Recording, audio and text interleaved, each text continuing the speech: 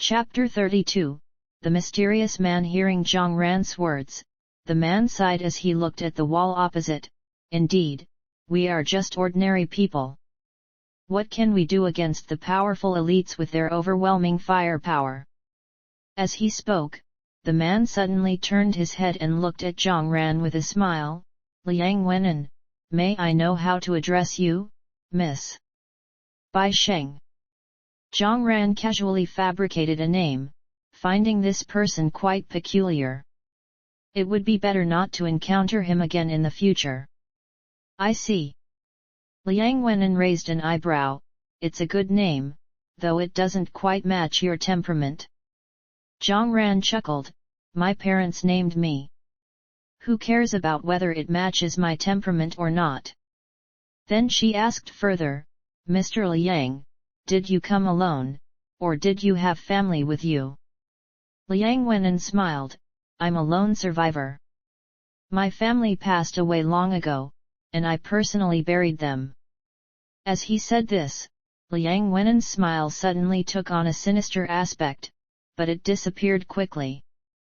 Thanks to the comprehensive improvements brought about by her training, Jiang Ran's senses far surpassed those of an ordinary person. She sensed the anomaly immediately and her internal alarm bells rang loudly. Is this person dangerous? Please accept my condolences. Offering polite condolences, Jiang Ran turned away from Liang Wen'an and left. While leaving, she made sure to check if he was paying any attention to her. Watching Jiang Ran's retreating figure, Liang Wen'an shook his head with a smile. Quite perceptive. If we could recruit her, it would be quite beneficial. Pity.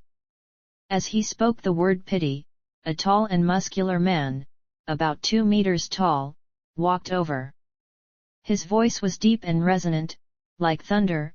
Sir, the task has been completed. Good. Liang Wen'an replied and turned back to look outside the window, murmuring, some people seem to have forgotten that the masses are the foundation of a country.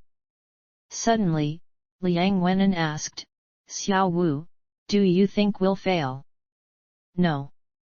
The burly man's words were few, but his gaze was resolute. If that man could succeed, then so could they.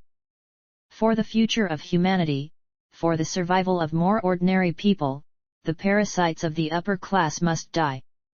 Hearing the man behind him, Liang Wen'an smiled, a confident smile. Yes, we won't fail. Hurrying to the 5th floor exit, Jiang Ran looked back at the crowd behind her. She didn't notice anyone following her, so she breathed a sigh of relief. She retraced her steps down the staircase to the ground floor. She couldn't help but mumble to herself. Today was really unlucky. How could she have encountered such a strange person? She felt inexplicably jumpy. Shaking her head, she dismissed the inexplicable sense of danger and returned to her seat, sitting down quietly. The Ji Qinglan brothers had returned. Ji Qingcheng had a serious expression, and Ji Qinglan was cautiously trying to please him. Jiang Ran didn't know what had happened between them outside. Not long after their return, the first-floor lobby suddenly became tense and noisy. Several people walked angrily to the entrance and loudly demanded answers. What do you mean by this? Why aren't you letting us into the safe zone? We don't know why. Please wait for instructions from above. Our duty is to protect you. Some of the confused individuals were puzzled by the response. Aren't we in the safe zone now? The so-called safe zone is a lie. Look at that massive wall outside. The rich people inside the city have no intention of saving us commoners. Upon hearing this, someone immediately rushed outside to check, only to return with a surprised and disappointed expression. It's true. This isn't a safe zone. The real safe zone is behind that wall. The crowd grew angry, surrounding the 2 soldiers guarding the entrance. Some even got physical in their excitement, though more rational individuals quickly tried to calm things down. Let's stay calm, everyone. We only arrived here yesterday. We can't expect to enter the safe zone immediately. There must be reasons from above.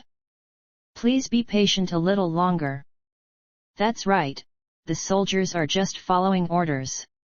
If you're angry, blame the people making the decisions above, not them. They've worked hard standing here all night without even getting our thanks. At least don't insult them. Let's wait. We should receive news soon. If not, we can gather by the wall and see if those elites will still ignore us.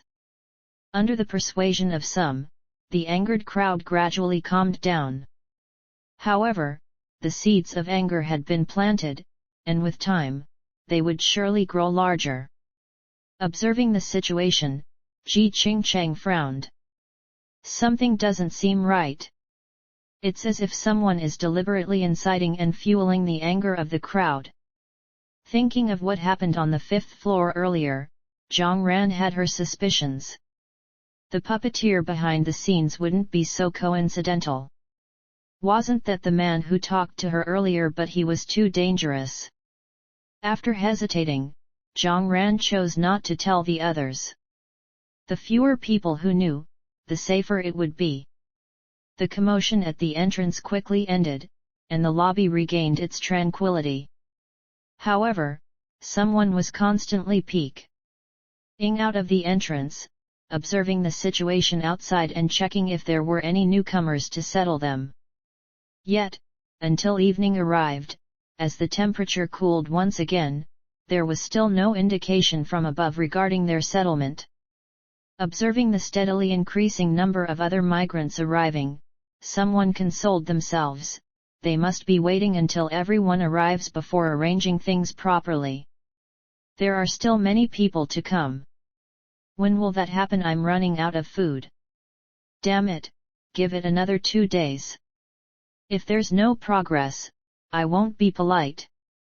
Let's first think about how to get through the current difficulties. Do we need to go out and search for supplies? It's cooler now, and safety in numbers. Evidently, the people still bore lingering fear from the events in the city before the migration. They must have encountered similar situations during their journey. Then let's go. The man grumbled his agreement. I wonder if there are any supplies nearby.